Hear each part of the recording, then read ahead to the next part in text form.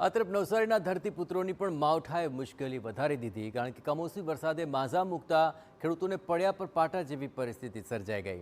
રાજ્યમાં અંદાજે 5 મહિના જેટલું લાંબુ ચોમાસું અને અવારનવાર કમોસમી વરસાદના મારથી ધરતીપુત્રોની હાલત કફોડી બની છે। એવામાં ભર શિયાળે કમોસમી વરસાદ થતાં નવસારીના મરોલી અને વેસમા સહિતના વિસ્તારોમાં ખેડૂતોને રડવાનો વારો આવ્યો। એ ખેતરની અંદર ગયો જે પાક ગયો તે પાકનું નુકસાન તો થયું જ, ભાત એક પણ દાણો નીકળ્યો નથી।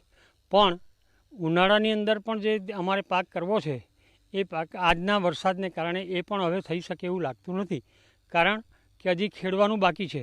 હવે 10 દિવસ જો ખેડવામાં જાય તો 10 દિવસ પછી 10 દિવસ જેટલું લંબાય અને એ ધરવું 1.5 મહિના પછી તૈયાર થાય, એટલે ફરી પાછું ચોમાસું આવી જશે ત્યારે નવું કરતી વખતે। એટલે આ નુકસાન જે છે એ ખેડૂતોને પડદા પર પાટા જેવું છે। ડિસેમ્બર અને જાન્યુઆરી માસ બાગાયતી પાકો માટે મહત્વનો સમય હોય છે અને આ સમય દરમિયાન આંબા પર મંજરી બેસવાની શરૂઆત થાય છે, સાથે જ ચીકુના ફળ મોટા થતા હોય છે, પરંતુ કમોસમી વરસાદ વરસતા પાકમાં જીવાત અને રોગની આશંકા સેવાઈ રહી છે। માવઠું દુશ્મન બનીને આવ્યું અને તાતની માટે ચિંતાના વાદળો ઘેરાઈ ગયા। અહીંયાના જે બે મુખ્ય ફળ પાક કેરી અને ચીકુ, તો તેમાં કેરી પર મંજરી એટલે આંબા પર મંજરી આવી અને એ મંજરીને ખરણ જવાનું, બીજી તરફ કે જે કંઈક મંજરી આવવાની એને બી વિપરીત અસર થવાની, એ જ રીતે ચીકુમાં બી વિપરીત અસર થવાની।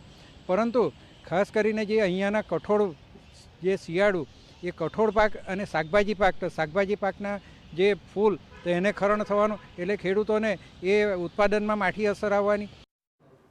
હવામાન વિભાગે કમોસમી વરસાદની આગાહીને લઈને પાકને તાડપત્રી અથવા તો પ્લાસ્ટિકથી ઢાંકવાની સૂચના આપી છે।